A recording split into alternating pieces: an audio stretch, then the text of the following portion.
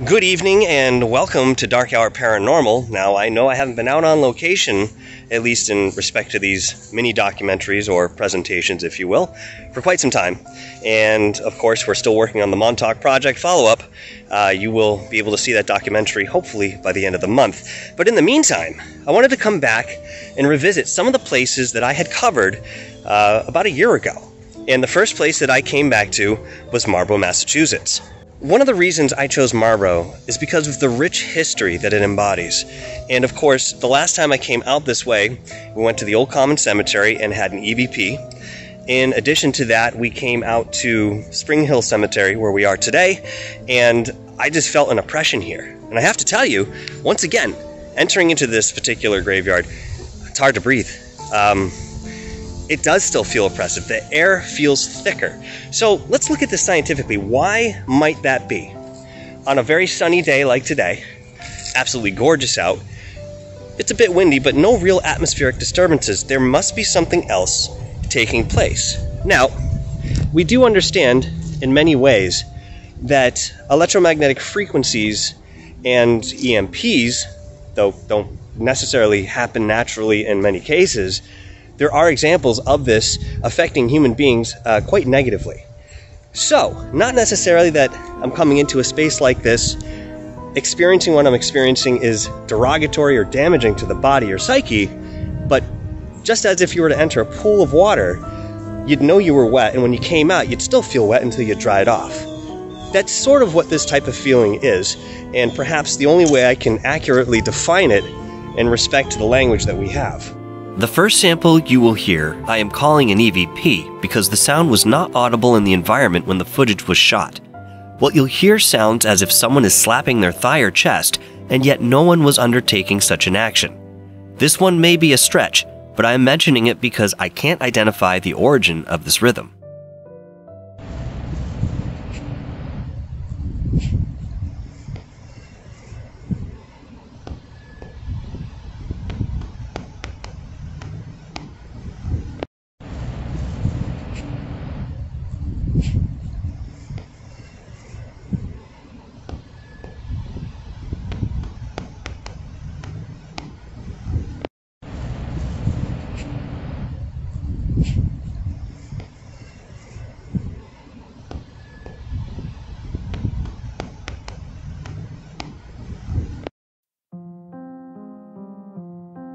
And once again, one of the curious aspects that we often encounter when we talk about EVPs is essentially two stark categories, which most of you are familiar with, and that is residual versus something sentient.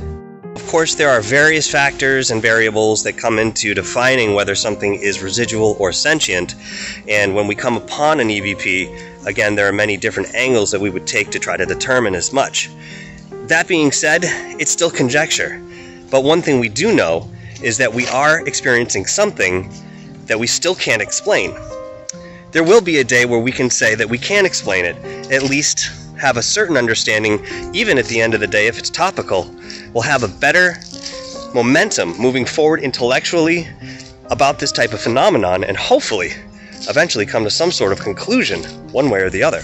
The next EVP once again comes from Old Common Cemetery, and this one is a bit unique. I placed my recording device on the grave where 4 Native Americans were reinterred in this location from one that was being developed centuries ago. If you listen closely, it sounds as if it begins to rain and then downpour. Of course, none of this was audible or observable in the environment, and I must admit, this EVP is one of the most perplexing I have ever captured.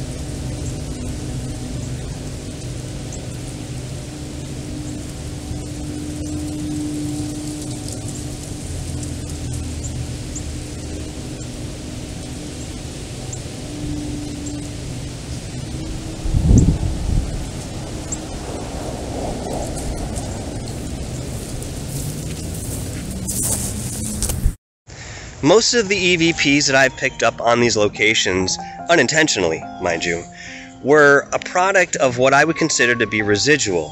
Perhaps only one addressing me personally, but not necessarily using my name. They seem to know that there's someone in the area in a lot of cases, but in certain circumstances, I don't think they can see who it is. Now, perhaps this has to do with the level of consciousness this particular energy embodies, whatever it's anchoring itself to here physically. Perhaps there isn't some sort of resounding effect where it can pick up every detail from its environment, but we've seen other circumstances where that isn't necessarily the case, and the entity actually knows more about you than you might realize. The old water tower out here in Marlborough is a great example of a place where many people have met their unnatural end, and in most cases it's been by their own hand. So while this is nothing new, I mean, think of the Golden Gate Bridge, there are certainly places notorious for people deciding to end a certain existence one way or another. Now, other than it being a high place, why the water tower? Why the Golden Gate Bridge? Why some of these forests that people decide, this is it, this is where I want to go? Is there something that draws us there? Is there a certain natural type of energy, perhaps, that is comforting enough that intrinsically allows people to put down their guards and follow through with something perhaps they wouldn't if they weren't in this location?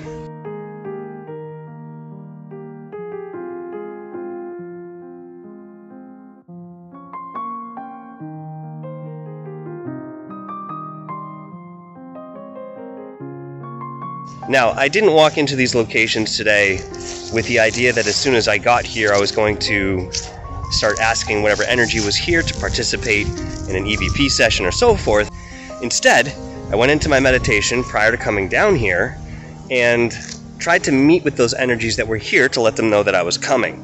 So, if there were any here that were curious enough to participate and perhaps lend their voice to an EVP session, I wouldn't have to ask while I'm here. I could simply put down the recorder and say, go at it. So, this is somewhat of a distance we put between ourselves and our subjects when it comes to exploring the paranormal. I don't want to call it hunting anymore. I just don't feel it's the appropriate word. This isn't game that we're after. These are real energies that perhaps were embodied here in the physical at one point.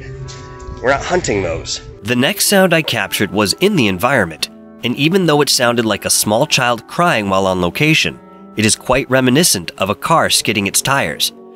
The interval between both sounds, the consistent volume and almost identical pitch, certainly causes wonder, even as we attempt to stay logical and grounded. What do you think? Now, outside of Marlborough being incredibly haunted as a small town out here, there are certain places that I felt were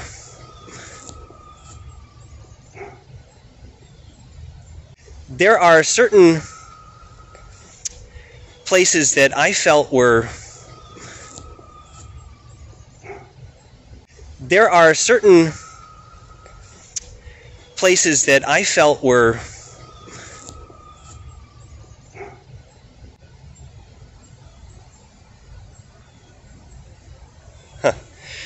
I just heard some sort of crying out in the woods here. I don't know where that came from, but it's a nice day and maybe somebody's out in the backyard playing somewhere. Of course, you got to keep these things in mind. One quick point that I wanted to mention is that in every case that we understand sound to work, it's moving air molecules. This is how sound travels.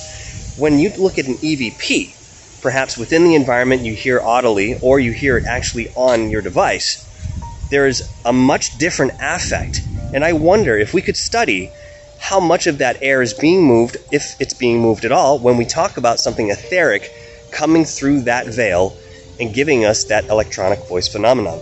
Just something to think about and perhaps move forward with as we have more scientific studies in this particular phenomenon and the field itself. Thank you all for joining us tonight on Dark Hour Paranormal. Until next time, stay explorative, stay vigilant, and continue to traverse this nebulous field we all share a part in seeking the truth of. Cheers and ciao.